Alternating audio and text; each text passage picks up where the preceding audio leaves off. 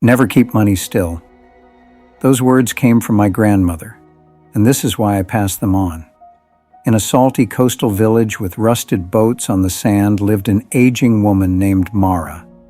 People called her a dreamer because she spoke of plans she never began.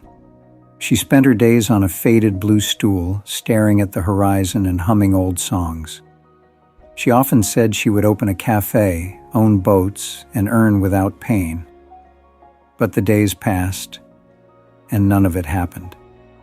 At first people laughed, then they only looked at her with pity. Her husband once told her that life survives on effort, not promises. She answered calmly that another way would appear someday.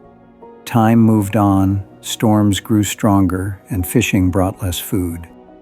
One evening, her barefoot granddaughter asked if there was rice to eat.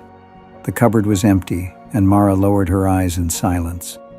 That night, she understood that dreams could not feed a family. At dawn, she joined the dock workers, carrying shame in her chest. The work was brutal. The sun burned her skin, and her body bent with pain. Each night she returned home with thin soup and one piece of bread. The money she earned disappeared quickly into food and medicine. Week after week, nothing changed. Hunger stayed, and the roof still leaked. One afternoon, she overheard men saying that saving money brings safety. That night, she hid an old tin box under the floor and began saving coins. The sound of the coins felt like control and hope. She stopped buying comfort. Food grew smaller, and her clothes wore out. Her husband asked what good saving was if they stayed hungry. She said only that he would understand later. Months later, the box was full, and she felt protected. At the market, she learned the money now bought much less than before. She froze when told that money loses value with time.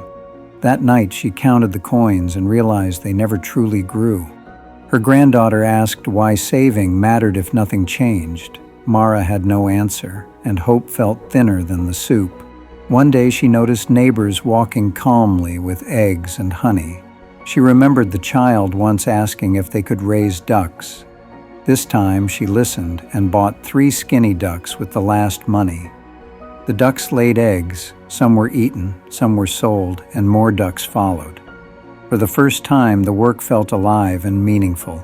Holding an egg, she said it was worth more than saved money because it grows. The tin box stayed forgotten while the family stood stronger together. Never save money, make it grow.